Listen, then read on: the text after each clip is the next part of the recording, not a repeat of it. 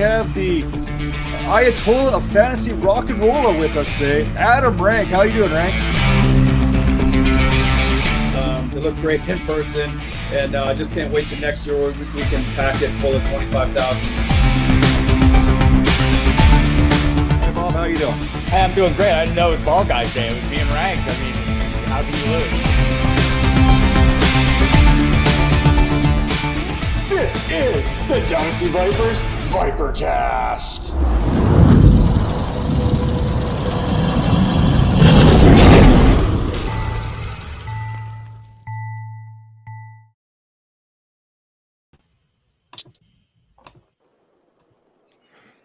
All right, we are live. Hey, everybody. Welcome to the Dynasty Vipers ViperCast, episode 77.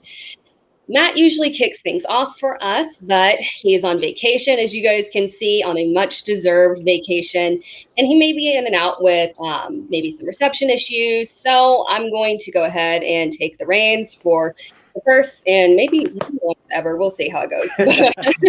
You got it. You got it. So wish me luck, and everybody hold on and bear with me.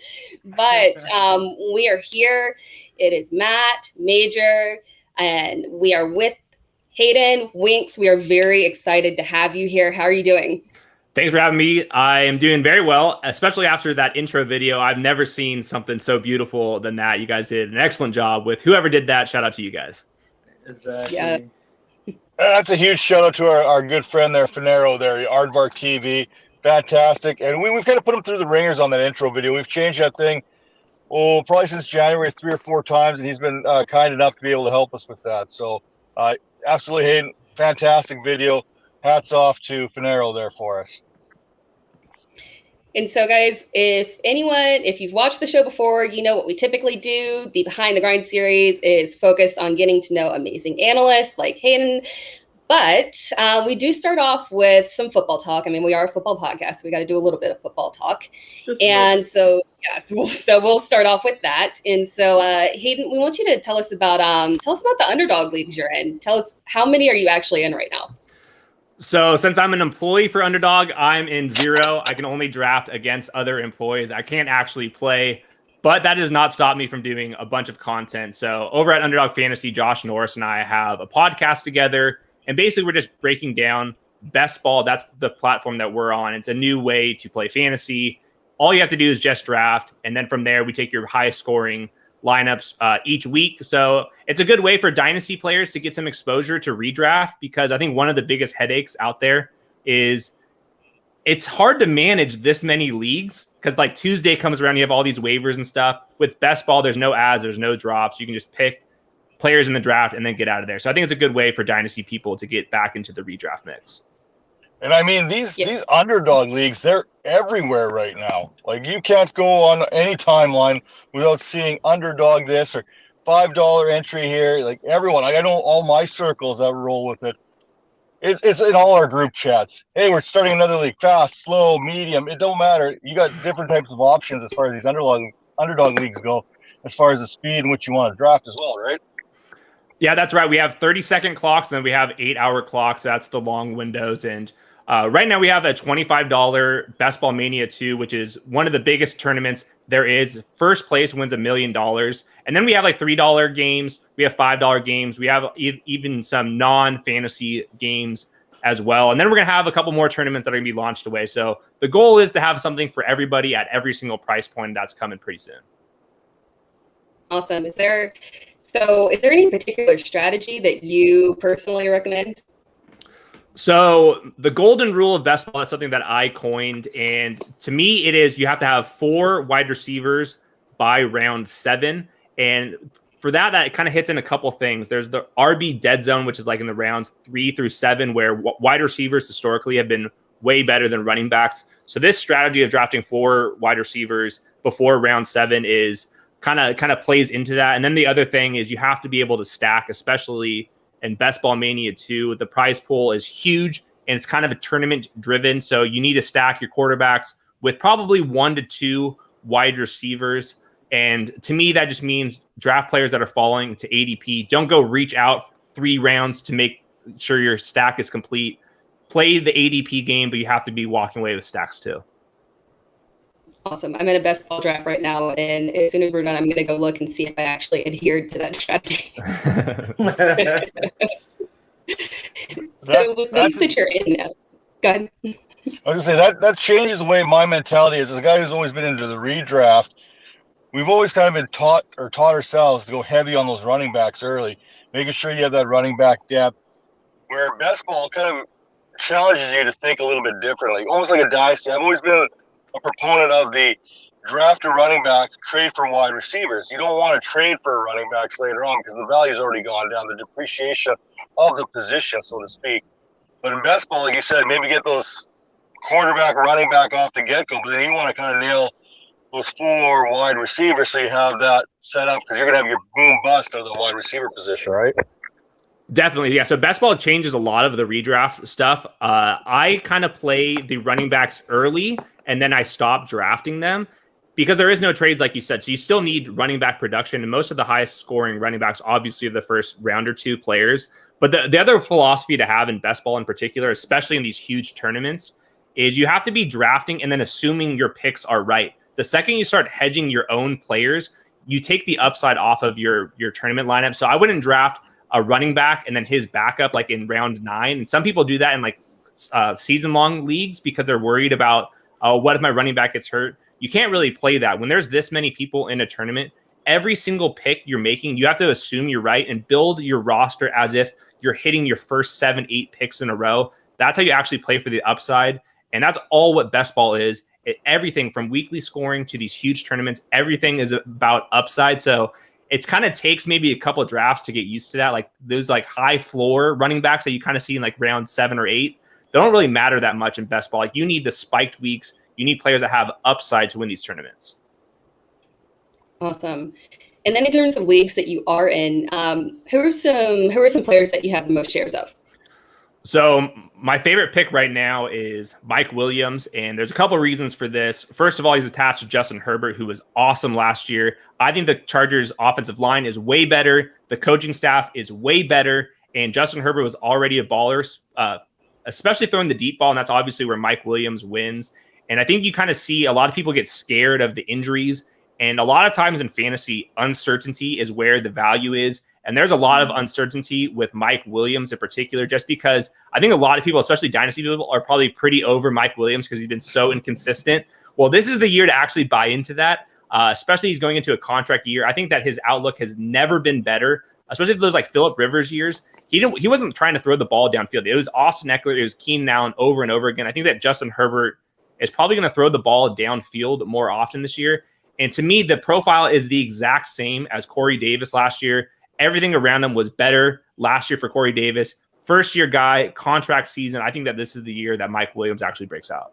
So are you not afraid of the sophomore slump for Justin Herbert? I'm not, just because he was so good. And Right. I've listened to a couple of podcasts with Brandon Staley, their head coach, and I'm so in. And everything that they're doing is kind of orchestrating around the Saints offense of like when Drew Brees was throwing the ball all the time. Brandon Staley's like whole goal on offense and defense is to play through the quarterback. So on defense, he's trying to stop what the quarterback is doing pre-snap and post-snap.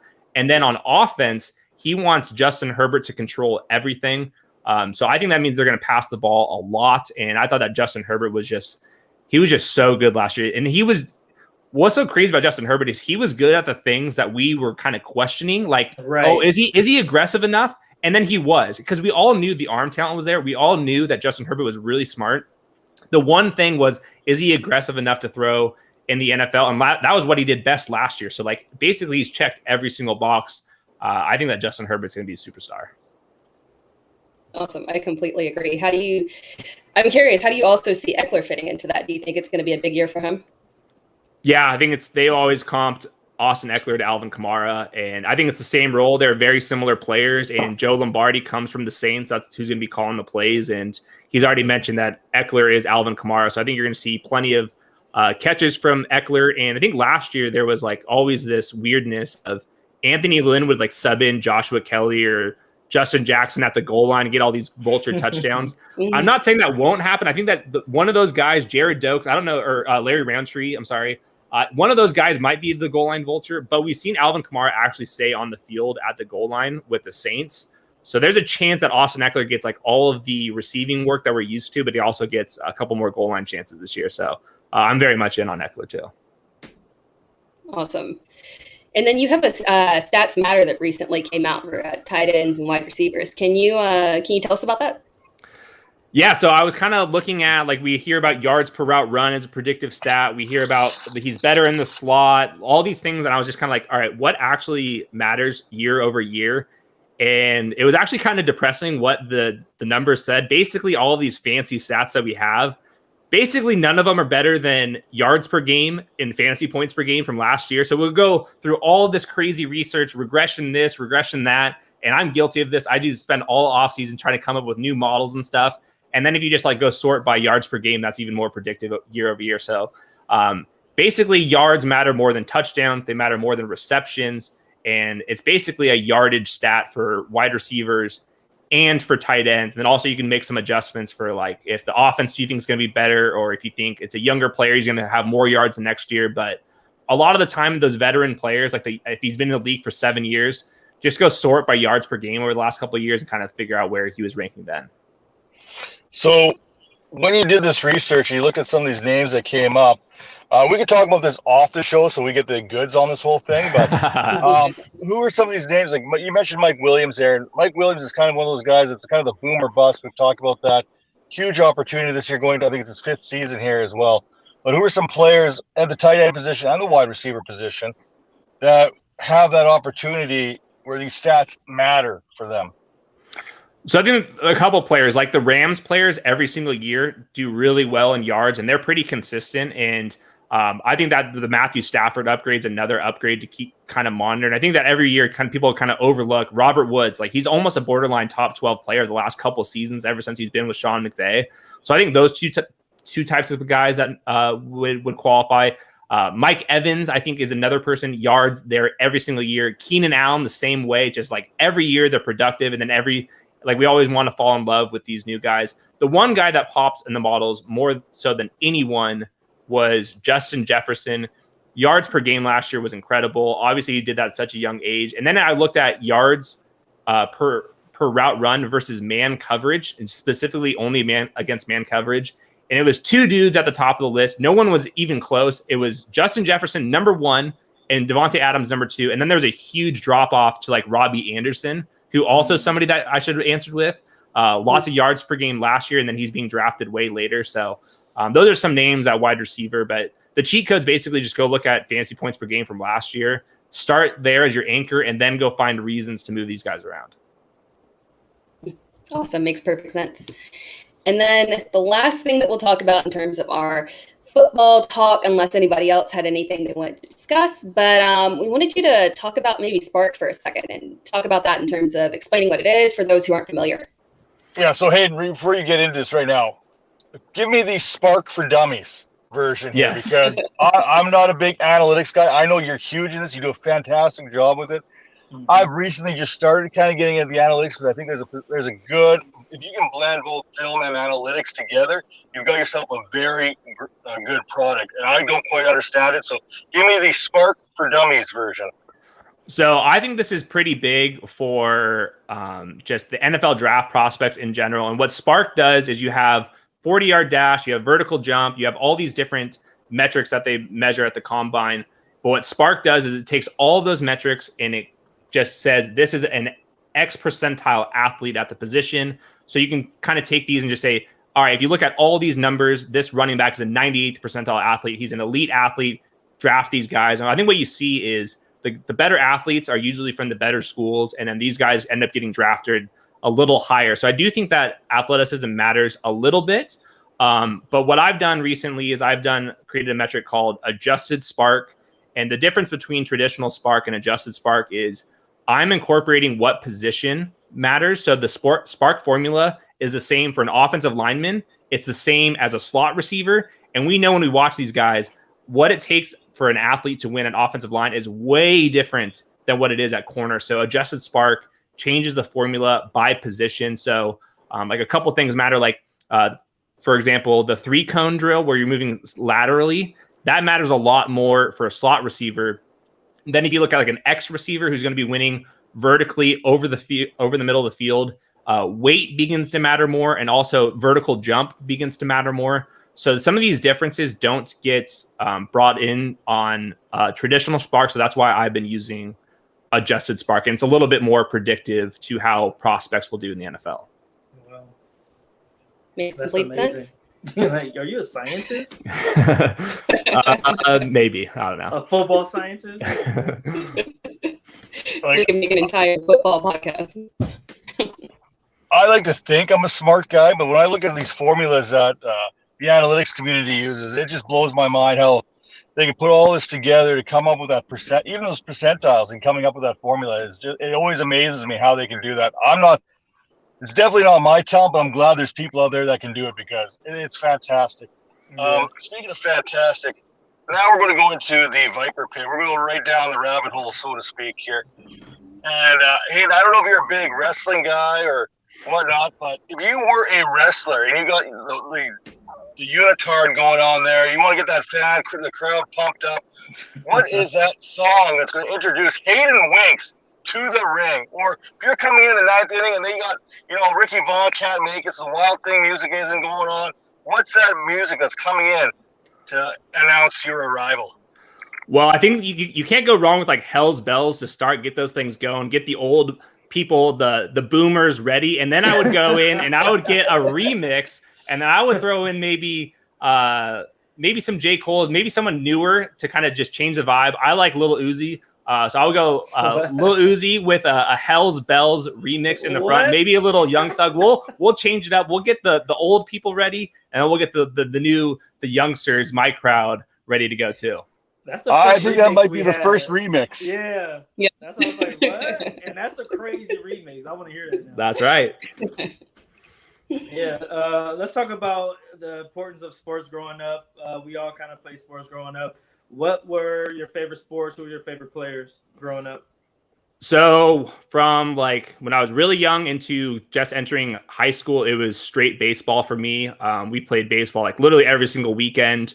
It's a sport I watched way more than any. My favorite player was Vladimir Guerrero by far. I'm from Southern California, so him on the Angels was something else. And then early in high school, I kind of hurt my elbow, so I stopped playing baseball, and I ended up playing basketball all throughout high school. I never played basketball before high school, but that ended up being my best sport. I played football here and there, but I ended up just loving football the more I researched it. I think it's the most complicated game, and it's the one with the least answers, I think, so far. I think like baseball is kind of a solved sport, and it's not that complicated. Football is super complicated, and we don't really have the answers. So it ended up being the sport I ended up following the most, and that's probably because I've been playing fantasy football since I was like in 8th grade, and it's the same league every year. So that was kind of been the love of the game started from actually watching and researching and not exactly playing from it. Who's some of your favorite players growing up? Baseball, football, basketball, just name them.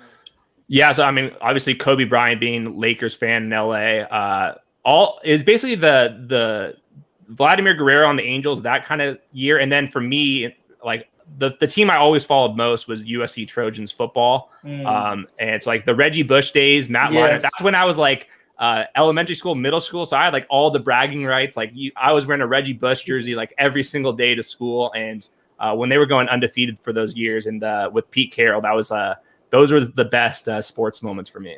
Yeah, Reggie Bush was like the greatest football player I ever seen in my life at SC. It was like the cutbacks across the field was like the thing I mean, there was like talk about Reggie all day. Yeah, I mean, there was like a game with like against Fresno State where he had like 5 touchdowns, like 4 million yards. It was something. Every time he touched the ball, it was a touchdown. Yeah, that's right. Absolutely.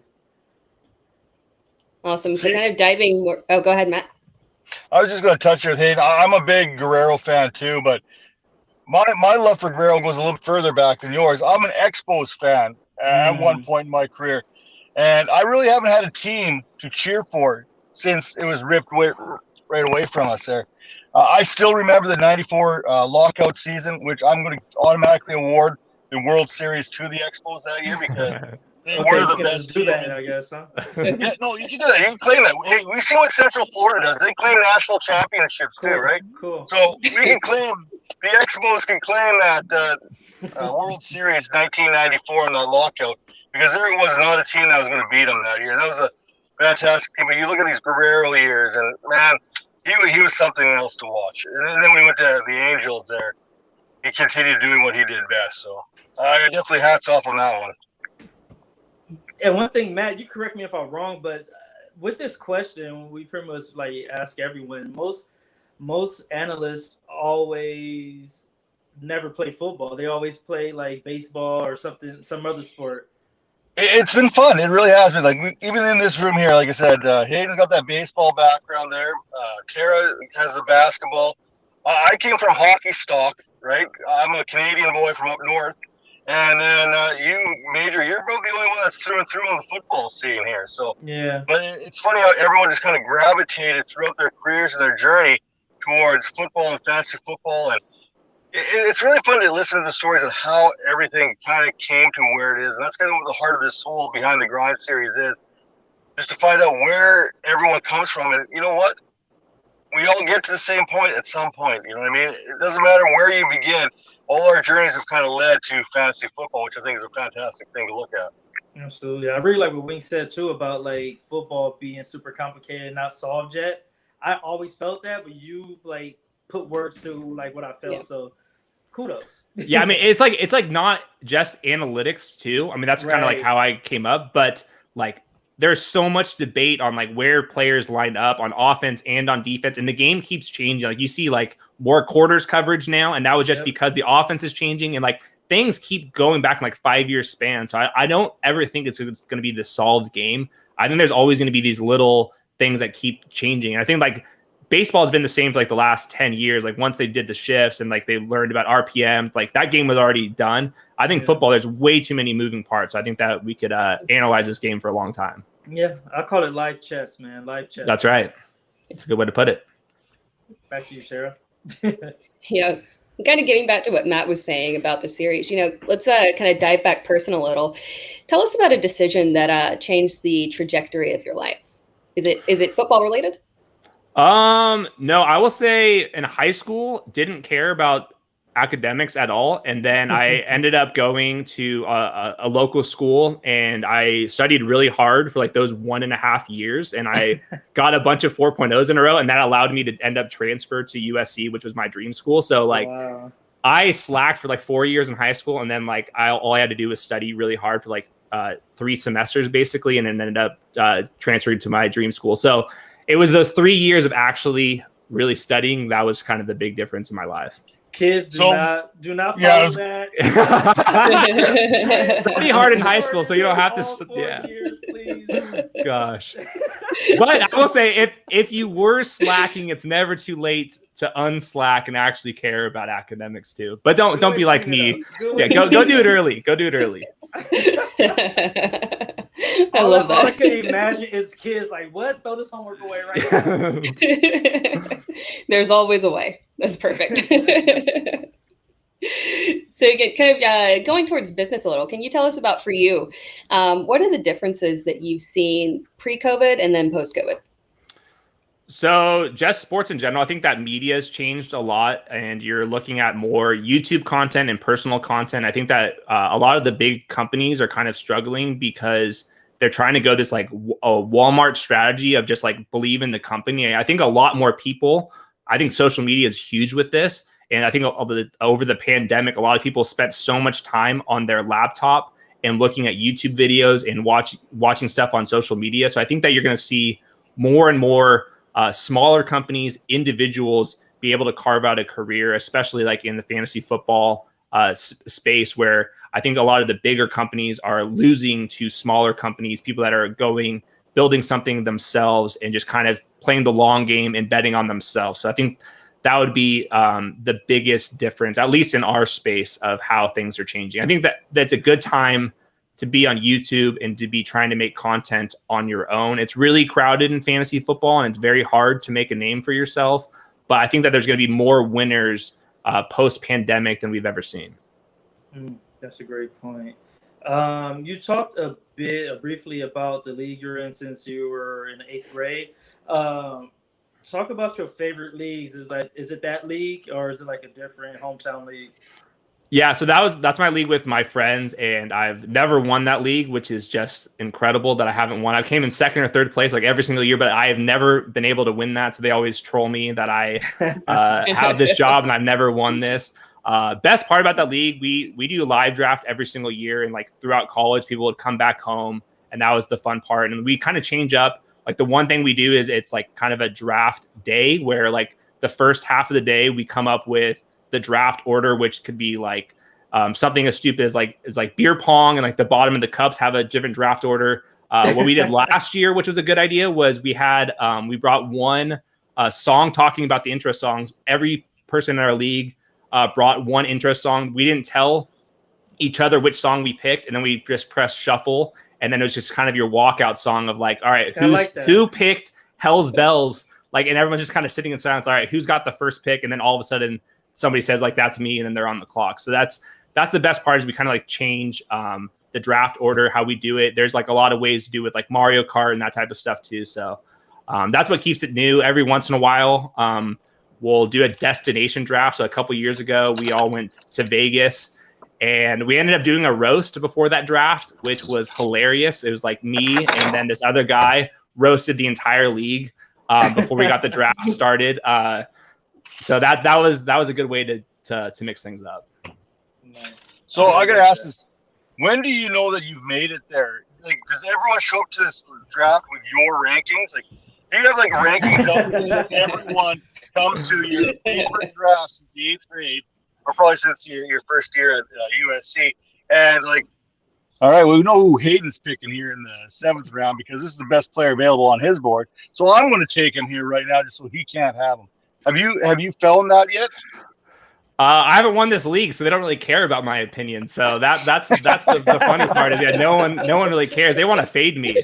So I haven't seen that. Usually they just come with their own rankings and draft appropriately. A couple people in our league will like actually follow me and like listen to the podcast I do, so they actually know what I'm talking about. And some players, but most of the league, they're on Team Hayden Winks, which I'm not sure if that's profitable or not. I got to win one of these leagues because I'm tired of getting trolled.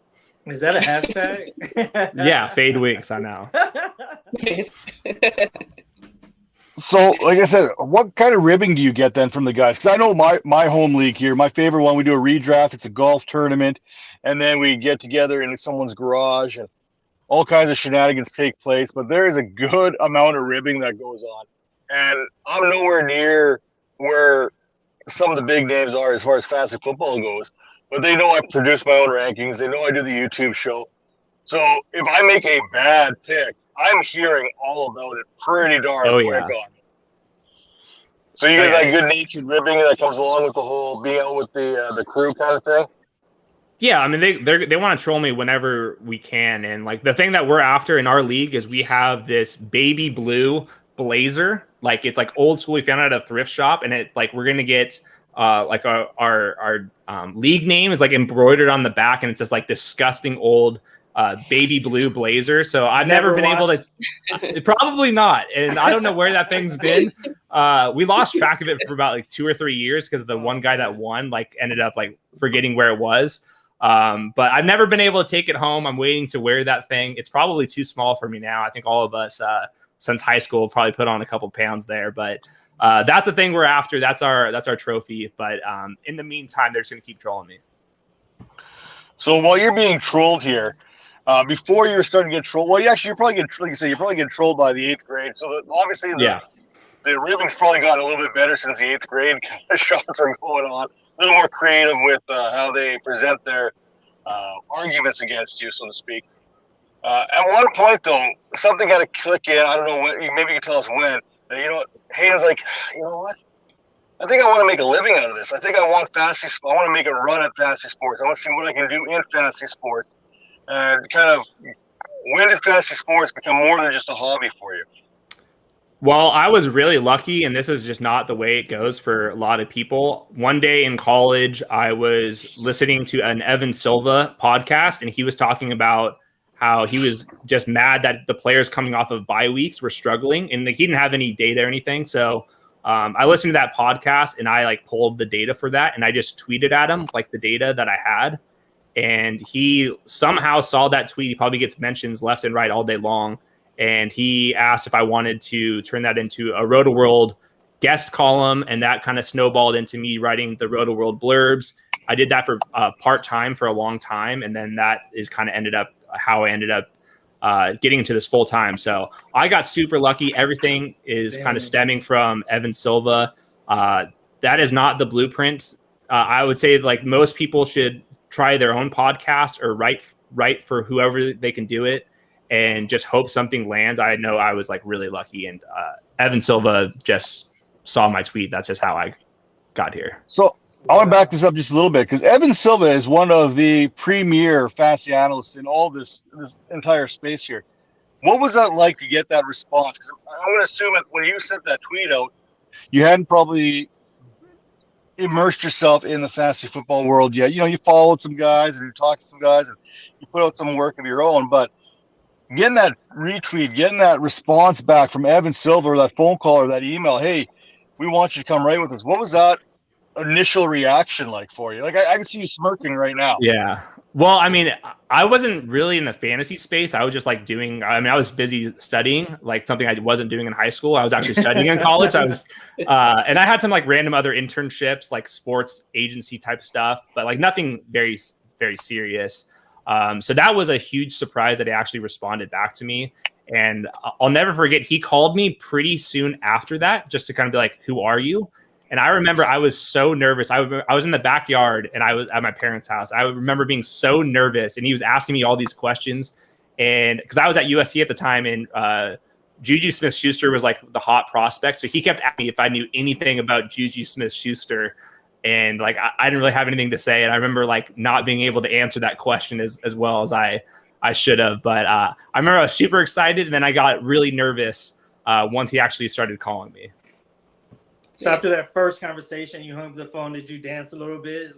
Well, I thought I blew it because I was like literally stumbling. I remember I was like literally like shaking. I was so nervous because I had like talked to like nobody important in my like entire life. Like somebody's actually calling me that I've been reading forever. So I was probably too nervous, but he's a really good dude. He's helped out so many people get starts in the industry. I think that he's one of the best fantasy analysts. I know he spends a lot of time reaching out to some of the up and comers. So that's something that like we all got to take with us when someone's producing good work. It's always good to give them a shout out. Absolutely. 100%. So kind of so take us along this journey from the start of that one guest column to where you are now. You know, what are some of the biggest changes that you've seen in yourself? Well, the more I've done analytics, the less I like analytics, and the more I study film, the more I like film. So that's probably something I look back on, and like everything I was doing early on was like purely analytics, and I was like kind of like mocking film grinders. And then like I realized how little I know about football like now, and like especially then how little I actually knew about the game and how much that actually matters. And I think that now more than ever, the more I learn about football and the more I actually watch all of these players, the more I'm taking that into account. I think that early on I was just like, here's my model. Like if you're not using this, you're wrong. But now like I use all my modeling stuff as like an anchor.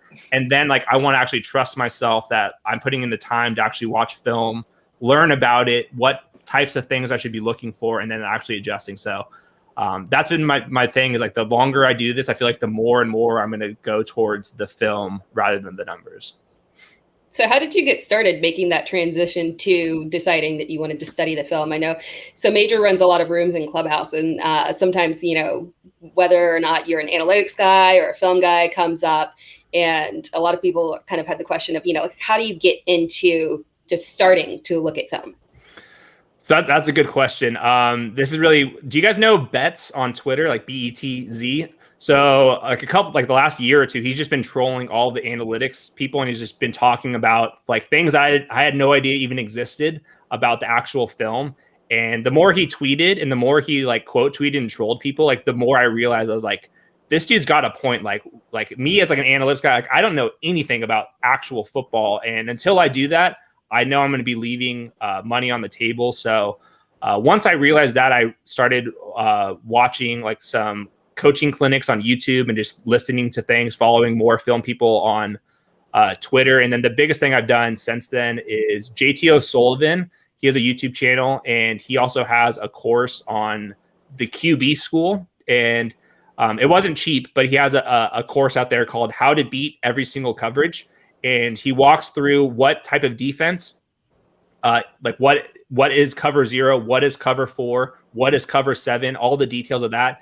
And then he tells you 5 to 10 plays on how to beat that coverage and why these coverages work. So I've done that class a couple times, and I think that since then I actually have like a baseline understanding of what these film guys are talking about. But like the second I took that class, I realized even more so how little I know about actual football. So like now it's like going into like actually these coaching clinics. That's probably like the next step for me. Nice. Let's talk about podcast and interview. What's the most memorable one off the top of your head right now?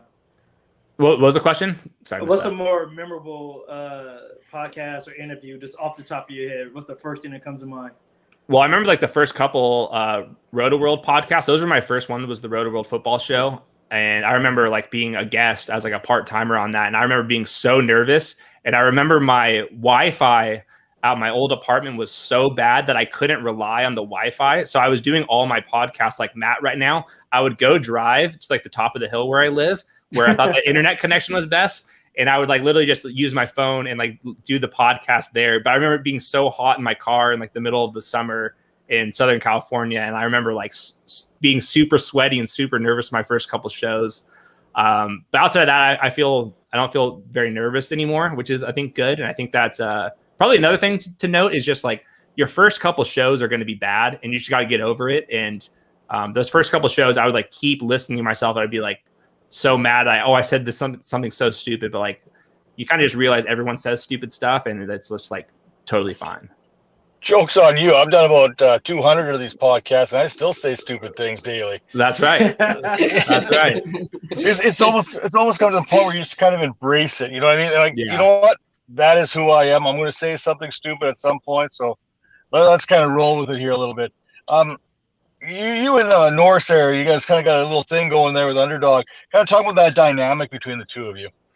Well, Josh Norris is very helpful. He was running the Roto World football show, and he kind of like took me under the wing on how to prepare for a podcast. That was another thing is I would have all of these notes to a podcast, and I would have like a million stats in front of me, and then I would like try to read the stats as I would like answer the questions. And like that's like totally not the way to do this. Like the whole goal of this is to come out like genuine. So Josh Norris has been working with me for a long time. I've only been around him a couple times because we've been remote, but the last like 3-4 years, Josh Norris has been really helpful in helping me with the podcast. So once he left Roto World, we kind of reached out about Underdog, and then I ended up following him over there. And I think it's been a good decision so far. Working with Josh has been awesome. Awesome. If you weren't doing fantasy football, what would you be doing right now? I don't know, like being like in some business marketing stuff. I have no idea. I was working for the Los Angeles Chargers out of college. So like there was a time where I was like working for Roto World, and then I had to quit that because I was working for the Chargers for a little bit, and I ended up hating. I shouldn't say I was hating the Chargers, but I realized I wanted to do football content, so I kind of like reached back out to Roto World. So maybe I would have been doing marketing stuff for the Chargers, but I don't know, probably some business role. It wouldn't have been as fun. I seen that Maybe picture. cool. Sorry, Tara. I seen that picture. That I think it's on your LinkedIn or your Winks on Winks page, or I don't know what it was, but I seen you had pictures of you. There's about 5 or 6 or 7. I think it's 7 of you with the Chargers at one time. And we kind of talked about how you got to there. You kind of just mentioned how the Chargers, maybe you'd be working for the Chargers or whatnot. What was like working with a team like that on a football marketing platform?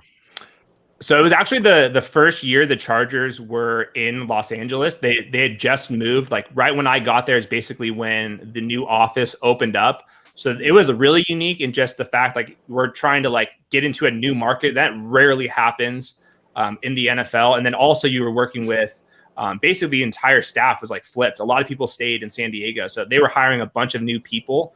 So it's kind of chaotic. And there's a lot of things that I wish we could have been doing. But like ultimately when I was like, I loved, like, it was so much fun to work for the Chargers, but like I kept trying to get onto the analytics side of things at the Chargers. So I had a couple meetings with like the team president and that type of stuff. They gave me the nah wave every single time. They didn't have an analytics department at the time, and now they do with the new coaching staff. But it was a lot of fun. It's like as chaotic as like working in sports, people say. Just there's so much going on, and it's a fun environment. But it can get tiring pretty quick. A lot of people will work a lot of hours there. And when you're working for a sports team, because so many people want those jobs, the pay is not great either. So you can do the same exact role, one for some random company and one for an NFL team. And that random company is probably paying you more and you're working less hours. So recommend doing it if you ever have the chance to do it. I wouldn't say it's like the ultimate dream goal for everybody. I think that like there's this like misconception that's like the best job ever. Like there's some pros, there's definitely some cons too. So kind of jumping. Go ahead. You got it. Jumping back for a second, we kind of we mentioned where you're talking about how just the unpredictability and the changes within the NFL being something that really interests you, and then we talked a bit about your journey, and and you and the best ball too. So there's a lot of things that are coming up on the horizon, things that are changing. I see more people getting more interested in IDP. I see a ridiculous amount of best balls going on, which is awesome. But, you've seen a lot of changes going on in the industry. What kind of changes do you see moving forward?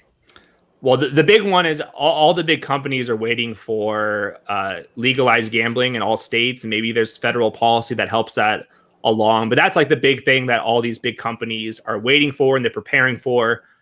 So I think that's going to be obviously huge. You're going to get a lot of people that have never played fantasy before that are going to want to bet $10 on their favorite team on a Thursday night football game.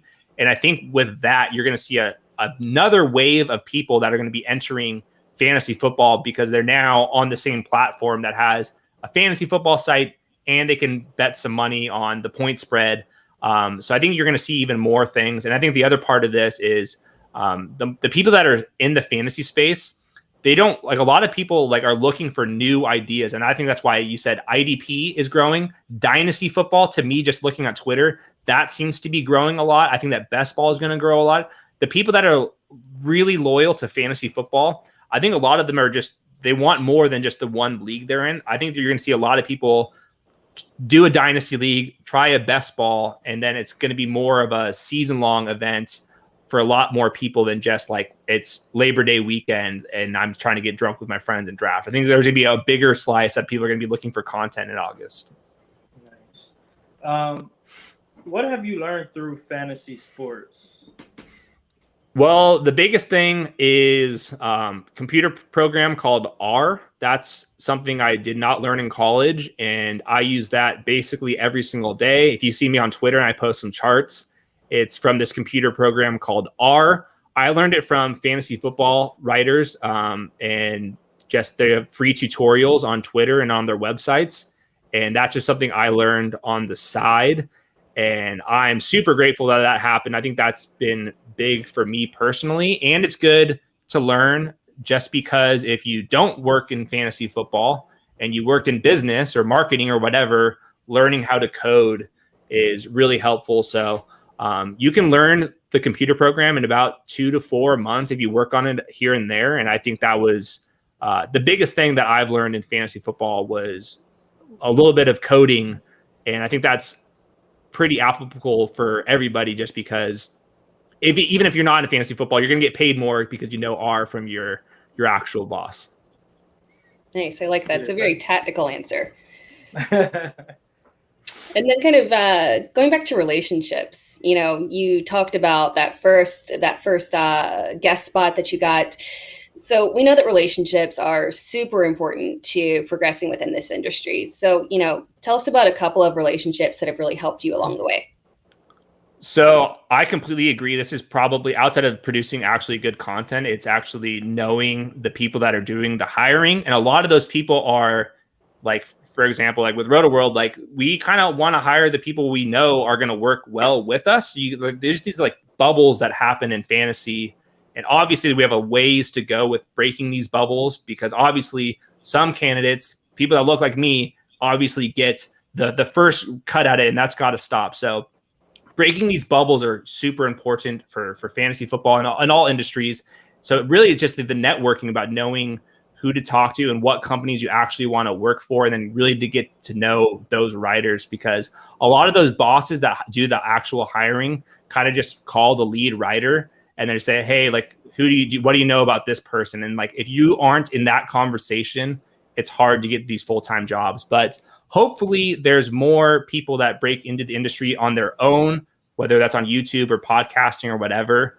And hopefully there's a different type of people are getting these jobs too. It's super important.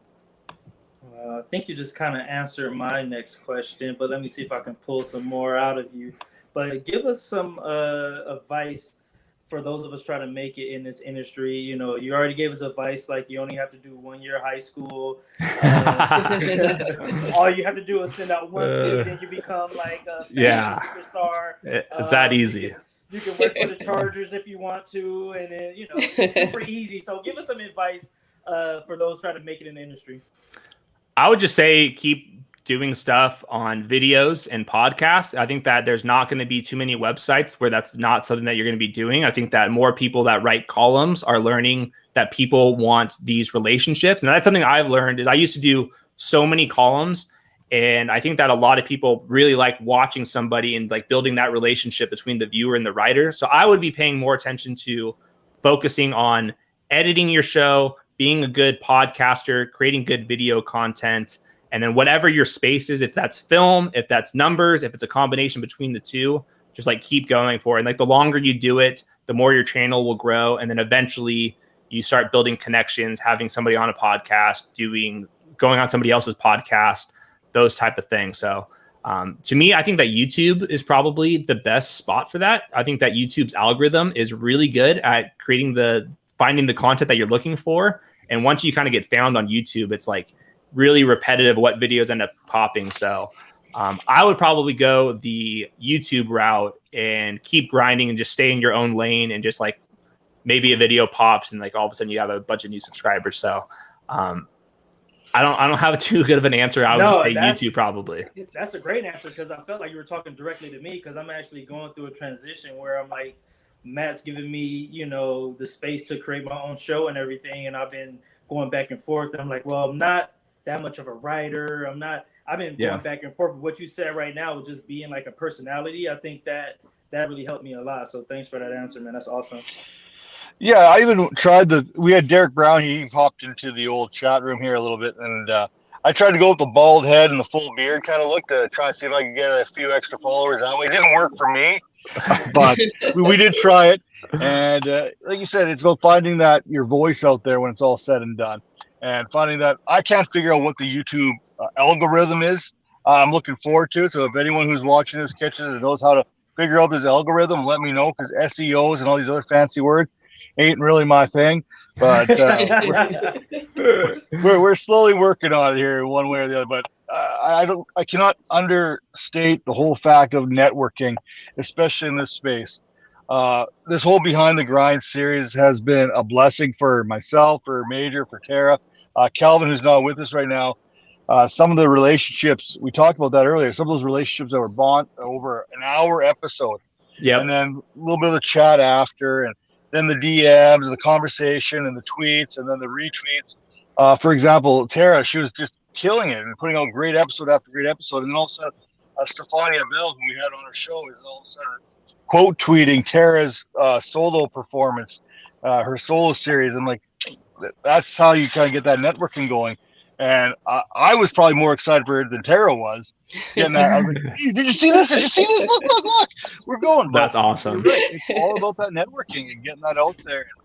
And finding that voice you mentioned. And now some people, it comes a little bit quicker. Some people, the grind's a little bit more. But bottom line is, we've said this on the show before, if you get that door open for you, whether it's early on or later on, you have to kick that thing wide open. And then you have to find a way to stay there. It's easy to get in, so to speak. Anyone can get an opportunity or create an opportunity. But once you create that opportunity and get in, how do you have that lasting value? How are you going to stay on top of it? Some people are in the flash of a pan. We can go Gangnam Style here. We can do what's that? There's all these 15 minutes of fame, and we see these things come once in a while. Is that sustainability? Can you sustain what you're putting out there as far as content, video or written, going forward? Yeah, consistency is key. And like you said, like I think the doing more shows and stuff, that's like how you get people onto your show. It's like very hard to write a column and like spend all this time writing, then like someone's gonna do a guest writing column on your site. Like that's not gonna happen. Like they want to do the video content. So that's probably the key. The Stefania Bell stuff's awesome. That's really cool. That could be good. Yeah. Like the guest writer, that may be a new thing. You know what? It's not that far off though. Like you think about it. I know I've had an opportunity here to write a quick little 200 words here and there for a magazine publication that's coming out. And I was like, 200 words. I sat like, oh yeah, no problem. I could do 200 words. And then you get down to it and you're like, how do I cut my 600 words down to 200? You know, I was like, this is more difficult than I thought it was. Someone gave me an opportunity to write 200 words. I was like, yeah, no problem. I'll do this. No problem. And I was like, oh man, how do I get all my content, all my value into 200 words for the public to consume? And then that was probably the most challenging article I've ever written. I hate writing. Let's be honest. I've written articles. They've gone out there. We've published them. I don't know who reads them. I don't know why you'd read my articles, but the video content is so much easier for me because I speak or I write how I speak. So what you're hearing me talk like now is exactly the words that are getting written down. Yeah. And that ain't exactly what you want to be reading, especially at a high level. You don't want someone to say a and ain't and all these other words in their guest article. So I guess that's why we have editors when it's all said and done, right? Yep. People like the listening to failure when you can't get your sentence out.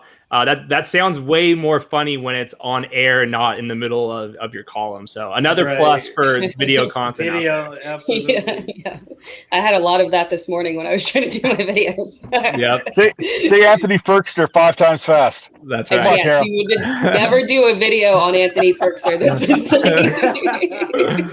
it's a nightmare. Funny. That's funny. But yeah, going back to relationships, like you were saying, I think you touched on this earlier, Hayden. Us networking and making those relationships as we're going through and making videos and having interviews is awesome too. But you also mentioned as people are growing in their careers and becoming that person who's the authority, the value that they have, and that like that responsibility within the community of getting in contact with those that are just, up and coming, may not have a big following, just the value that I've seen within the community and the way that it feels a lot different than within other communities. And it helps out a lot. Yeah, fantasy football is awesome because it's like so layered and like there's no matter where you're starting, somebody wants to kind of interact with you. And I think that's really, really good. And that's like why Twitter is obviously so valuable for those like kind of day-to-day stuff.